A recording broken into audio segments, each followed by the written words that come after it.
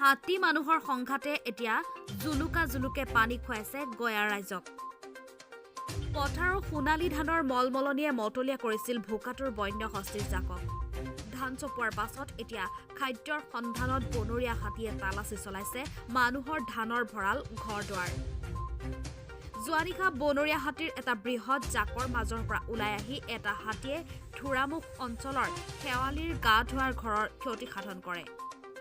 ইয়াৰোপৰি দাদুল গগৈৰ ভঁৰাল ঘৰ, সৌৰভ গগৈৰ ধাবা আৰু বিদ্যালয়ৰ মধ্যাহ্ন ভোজনৰ চাউল খাবৰ বাবে থোৰামুখ মধ্য ইংৰাজী বিদ্যালয়ৰ দুৱাৰ খিৰিকী ভাঙি ক্ষতি সাধন কৰে।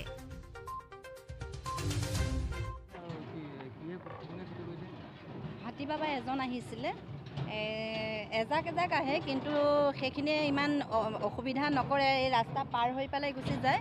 কিন্তু এজন যিজনা অকলে আহে, তেখেতে বহুতখিনি অনিষ্ট কৰি ফুৰিছে। আমাৰ ইয়াৰ হোটেল এতিয়া হাতীটো সম্পূৰ্ণ ভাঙি দিছে, ৰেক চেক পেলাই দিছে। ভাগ্য ভাল, এই মানে বুঢ়া মানুহ এজন আছিলে, তেখেত যেনে তেনে বাচিছে।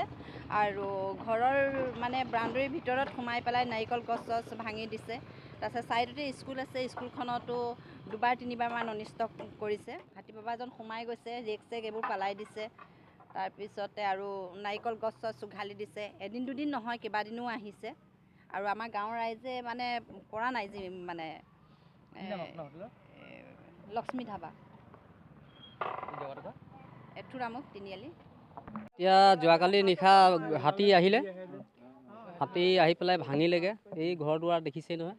আৰু স্কুল ঘৰ ওচৰতে আছে আমাৰ এই থোৰামুখৰ এইটো স্কুল ভাঙিলে, অফিচ কাৰ্যালয়বিলাক ভাঙিলে, আৰু লগতে ঘৰ দুৱাৰো ভাঙিছে। কিন্তু এনেকৈ হাতীবিলাক যে আহি আছে, হাতী আহি পেলাই ভাঙিছে, এইখিনি কথা চৰকাৰেতো নজৰ ৰাখিব লাগিব। কিয়নো আজি জংঘলটো নথকাৰ কাৰণেই আজি ধ্বংস হৈ গৈছে কাৰণে চৰকাৰেতো ক'ত লুকাই আছে এইটো আমিতো নাজানো। কিন্তু চৰকাৰে সদায় মানে এইবিলাক ব্যৱস্থা আওকাণ কৰি আহি আছে, বহি আছে, কি কৰি আছে আমাৰ গাঁৱৰ ৰাইজে এতিয়া বুজিও পাইছে। আৰু তেনেধৰণে যদি হৈ থাকিব সমস্যাবিলাক সমাধান নহ'ব। অকল চৰকাৰ হ'ল ভোট দিব লাগে, আৰু মানুহখিনিৰ এনেকুৱাবিলাক সমস্যা হৈ থাকে যে এইবিলাক আহি পেলাই তেখেতসকলেতো কোনো দায়িত্বই নলয়। আজি দায়িত্ব জ্ঞান হৈ আছে, দায়িত্বহীন হৈ আছে। তেনেধৰণৰ ৰাজনীতি কৰিব নালাগে, এইটো মোৰ ফালৰ পৰা মই কৈছোঁ। আমি হাজিৰা কৰি খোৱা মানুহ, আমাৰ যদি এনেকুৱা অসুবিধা হৈ থাকে তো আমি কেনেকৈ চলিম? কালি মানে হাতী আহি ঘৰ দুৱাৰ অৱস্থা নাইকিয়া কৰি দিলে। ৰাতি ভাতো নাখালোঁ, পানীও নাই। এতিয়া ভাত বনাব বাহিৰত চৌকা ধৰিছোঁহে। ল'ৰা ছোৱালী সৰু সৰু, মতাটোও নাই ঘৰত। 7টা বজাতে হাজিৰ হৈ গ'ল। জানো, আমিতো এটাই চাই পালোঁ। এটা আহি এইখিনিত হাবিকেইটাত লুকাই আছিলে। তাৰপৰা সেই কলগছ আহি নিওঁতে আমি ওলাই পলাম কৰোঁতে আৰু আহি বেৰ ভাঙি সোমাই গ'ল ভিতৰত। আমি ভিতৰতে আছিলোঁ। যেতিয়া কলগছটো ভাঙিলে তেতিয়া আমি মানে হাতী আহিলে বুলি ওলাই আহোঁতে আৰু সি ভিতৰ সোমায়েই গ'ল। কলগছ লৈহে সেইখিনিত থৈ দিলে। এইখিনিত মানে সেই দাদুলৰ ভাঙিছে বুলি কৈছে। তাৰপৰা সেই সৰবৰ ভাঙিছে বোলে, স্কুল ঘৰ ভাঙিলে বোলে। মোৰ নাম শেৱালি গধুৱা।